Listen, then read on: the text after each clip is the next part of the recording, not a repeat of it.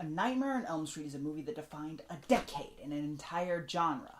A movie that has ruled over OctoberQuest this entire month and led up to this very moment. A moment in 2010 where the world shit on everything we had known and loved for decades. The Chief Asch here for one final review for this month with a bit of a twist to our regular format. Let's start off with the fact that this was produced by Michael Bay, which doesn't necessarily mean you're dealing with excrement for a film, but it means the movie's probably gonna be shit. He's not directing it, but he probably had a great enough influence to make this movie a steaming pile of fucking horse shit. So let's see. It sucks. It sucks. The movie sucks. The movie suffers due to story, dialogue, cinematography, literally everything in this movie. Some of the dialogue literally offends me. Dean said something right before he died. Oh, please don't. He said, "You're not real." He kept repeating it over and over again. Do you have any idea what that means? No. I don't. It probably means something's not real. The delivery of this line sucks enough. It's forced terror, essentially, but you know what happens right after? You didn't see anything. You weren't right there. Chris was. She's already fucked up, so leave her alone.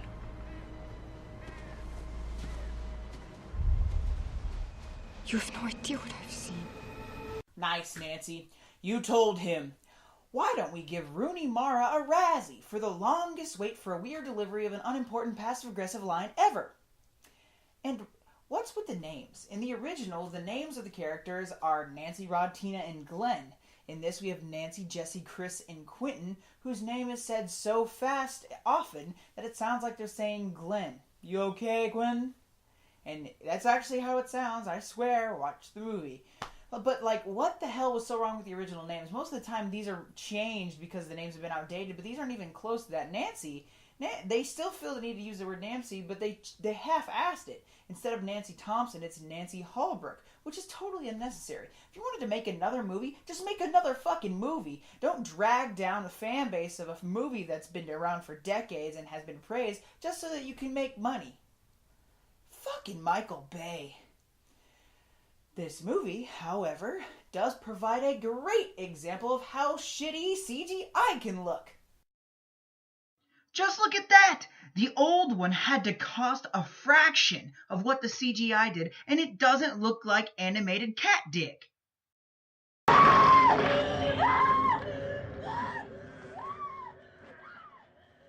Cost may have been close here, but the original is more effective. Why? It's real. The actress playing Tina was thrown around in a rotating room while acting her ass off.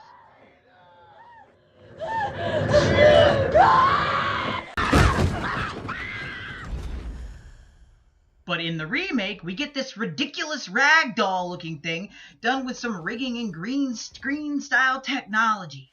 Wow.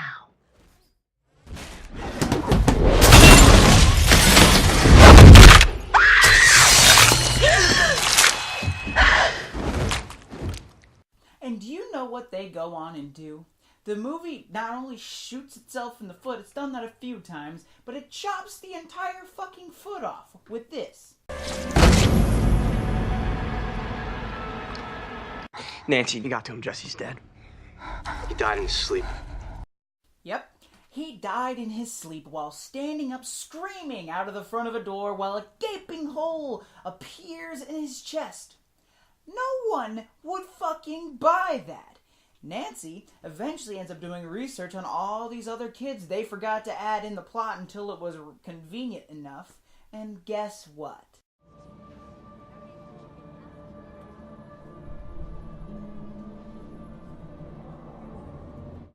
She died in her sleep, screaming into the night, throwing javelins at trees. There was a man at the preschool. His name was Fred Krueger.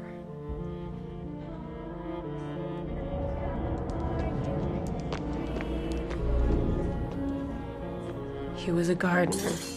And one of the kickers in this horrific shit show is Freddy's backstory. Like, what the hell? Freddy is an iron worker who used to take kids to the boiler room of this iron factory that was out of town, and he would maybe diddle them. In the originals, it's not super clear, but probably diddle them and then kill them. And then he would put them in the boiler and get rid of them.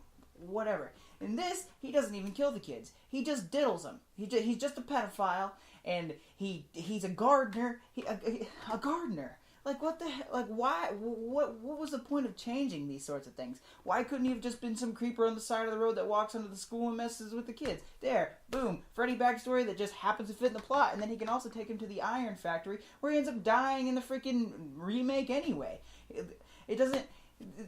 Like, what is the point of changing small things like that? I mean, it's small in a plot scheme, but for huge fan stuff like that, like, there's...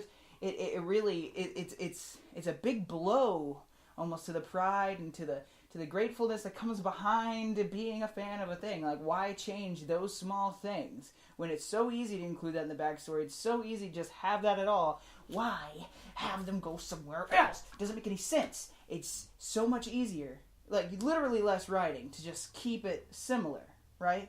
It's not that hard to include. You didn't have to change it. Once again, make a different fucking movie. But, and the weird thing here is, like, Jackie Earle Haley as a choice. Jackie Earle Haley is a great actor. I love him. But in this movie, he seems so uninvolved. He seems so, like, far away from the whole situation. It's kind of funny. Originally, he auditioned for the role of Glenn and lost it to Johnny Depp. And now he's playing Freddy Krueger. You'd think he would be a little more appreciative that he's able to end up getting on this series and into such an iconic role. And he drops the ball. Everything seems so... like, distant, until the only time he really seems like he's into it is when he's playing human Freddy, not the demon Dream Hopper, who's the main freaking character in the movie.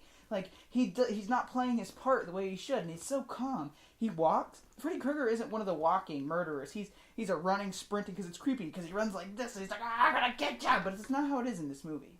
He just slowly dawns. Instead of having the really loud Freddy cackle, he's got the, he goes, this is how he laughs. He goes,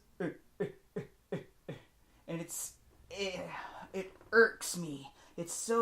It grades on my nerves, and I don't know what to do with myself. But as I said though, as the human Freddy, he's not bad, but it doesn't connect. His makeup is like half CG, and nothing works here. I digress. Anyway, back on topic. When the kids figure out that the parents burned Freddy for being a kid diddler, we have this cute little scene. How do you know he was guilty? Oh my God. You killed an innocent man. Well, seems like we got nothing here, honey. Let her go out and play, but I will have to say that I still have a bad feeling about that Krueger guy. Fucking great. I waited all the way through the steaming pile of anteater shit to at least get one reference to the old one that would somehow give me some sense of a little tinge of joy.